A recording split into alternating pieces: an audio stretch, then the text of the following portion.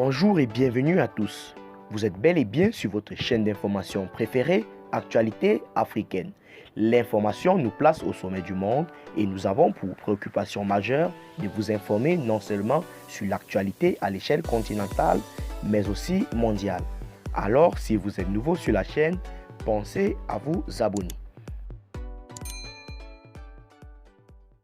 Bien les amis, avant de commencer, n'est-ce pas, nous tenons à remercier et à saluer et voire encourager la bravoure et l'enthousiasme du président de la transition, le colonel Assimi Goïta, dans son engagement pour la lutte contre le terrorisme incessant qui sévit au Mali.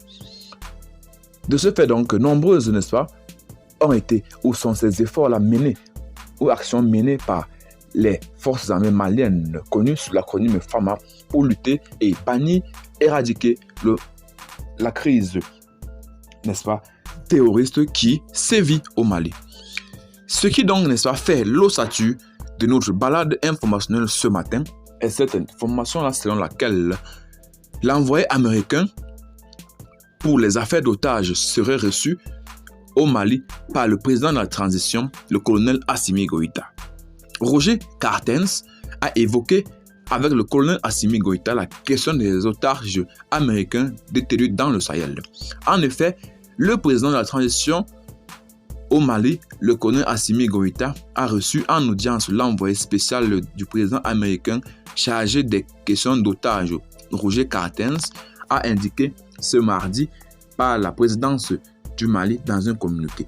Des échanges entre eux, les deux parties, ont porté notamment sur des efforts mutuels à déployer par les deux pays pour libérer les otages américains et d'autres étrangers aux mains des groupes terroristes au Mali. Ce fut un honneur pour moi d'être reçu par le président de la transition pour parler des otages américains, a déclaré le responsable américain à l'issue de son entretien avec Goïta.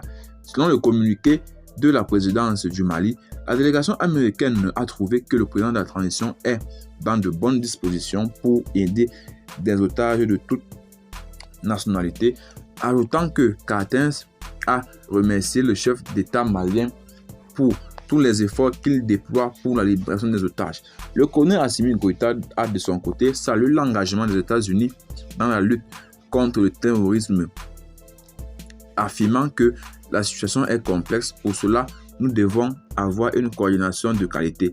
Goïta a réitéré la disposition du Mali à soutenir tous les efforts de lutte contre le terrorisme. Au moins 6 6 occidentaux sont otages au Sahel, dont 2 Américains, Jeffrey Woodke, un humanitaire chrétien de nationalité américaine qui venait en aide aux populations normales avec une ONG à Baraka, au Niger, a été enlevé le 14 octobre 2016 et conduit au Mali voisin selon les sources sécuritaires nigériennes. Nous avons également Celine Tennyson, une religieuse américaine de 83 ans, avait également été enlevée par des hommes armés non identifiés dans la nuit du 4 au 5 avril 2022 dans la paroisse de Yalgo, dans le nord du Burkina Faso. Son rap n'avait pas été revendiqué. À ces 2 Américains s'ajoutent d'autres étrangers allemands, australiens, italiens, romains ou togolais détenus au Sahel. 3 journalistes français, donc le français Olivier Dubois et les Maliens Amadoum Niabouli, Bana Diko sont également détenus comme otages.